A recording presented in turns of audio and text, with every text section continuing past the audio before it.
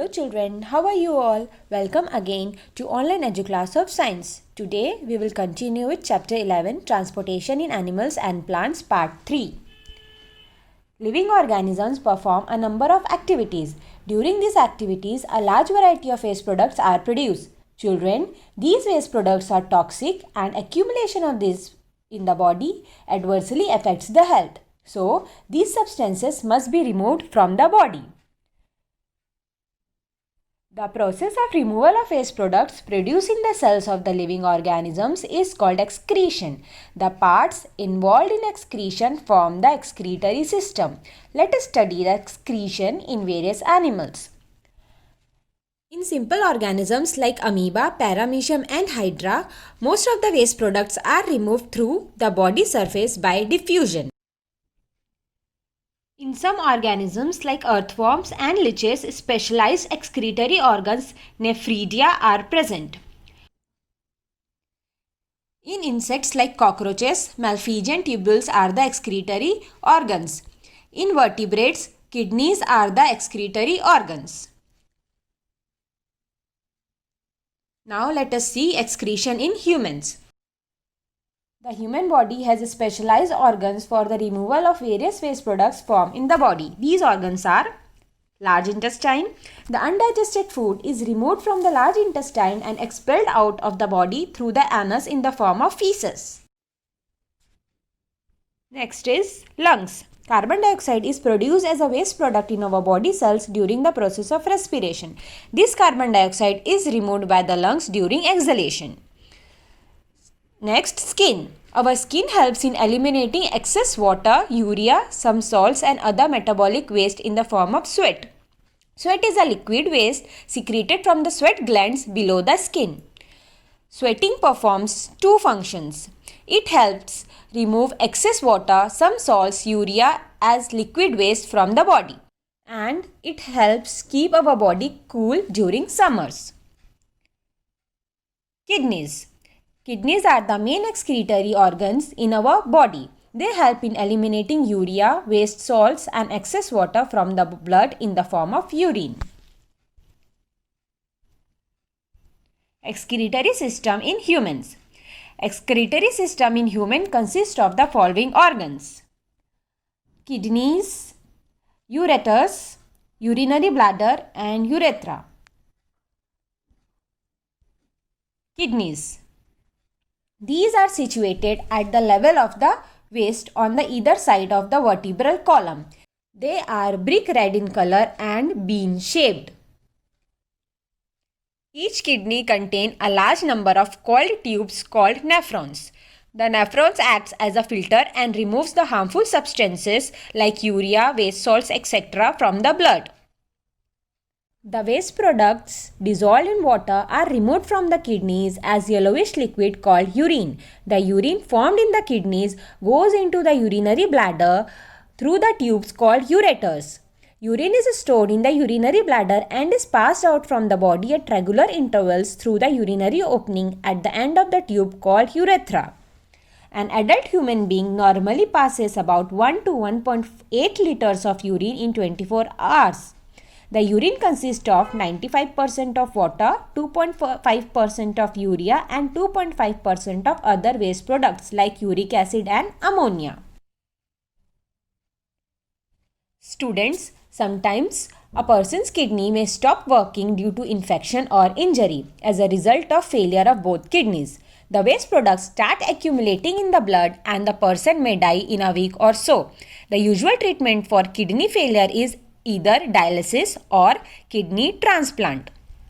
Dialysis. The process of cleaning the blood of a person by separating the toxic waste products using a dialysis machine is called dialysis.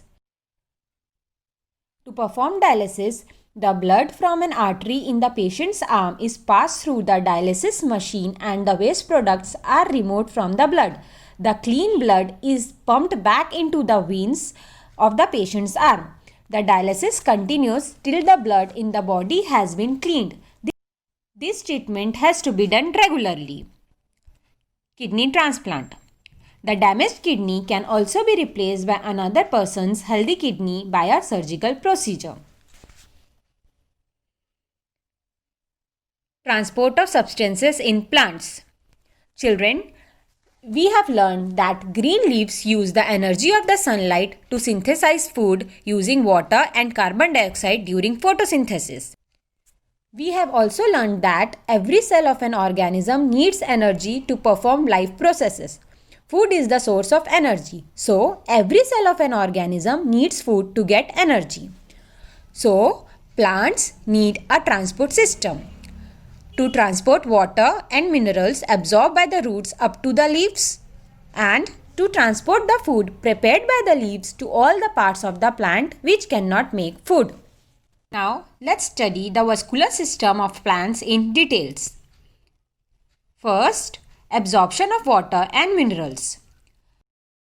The water and minerals dissolved in water are absorbed by the root hair.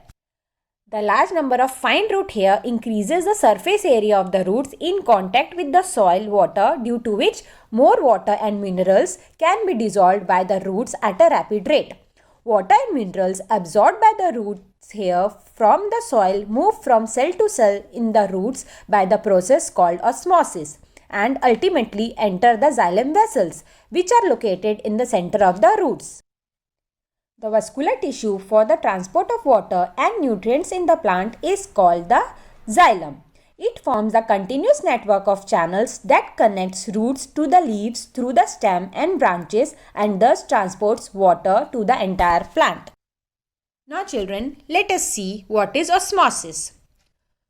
Osmosis is the process of passage of water molecules across a semi-permeable membrane, a membrane that allows certain molecules or ions to pass through it by diffusion from a region where its concentration is higher to a region where its concentration is lower.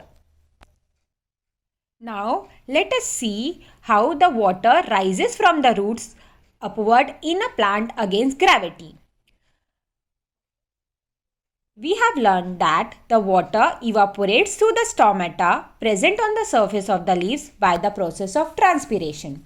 This evaporation of water from the leaves produces a suction pool which pulls the water from the roots upwards to a great heights in the tall trees. Importance of transpiration are: it helps in the upward movement of water and minerals from roots to the leaves by generating a suction pull.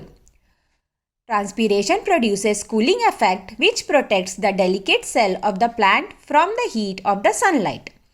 When there is more transpiration, rate of absorption of water increases. Second, translocation of food. The food manufactured in the green leaves of the plants has to be transported. This transportation of food from the leaves to other parts of the plant is called translocation. The translocation takes place with the help of the cells of vascular tissue called phloem. Phloem has cells called sieve tubes that are placed one above the other to form long tubes through which food is transported. Like xylem, phloem also forms a continuous network of channels that connects leaves to different parts of the plant. So, through phloem, the prepared food passes from the leaves to the different parts of the plant like stems, roots, fruits, seeds and flowers. So students, here we come to the end of this chapter. Go through it carefully and understand it properly. Thank you.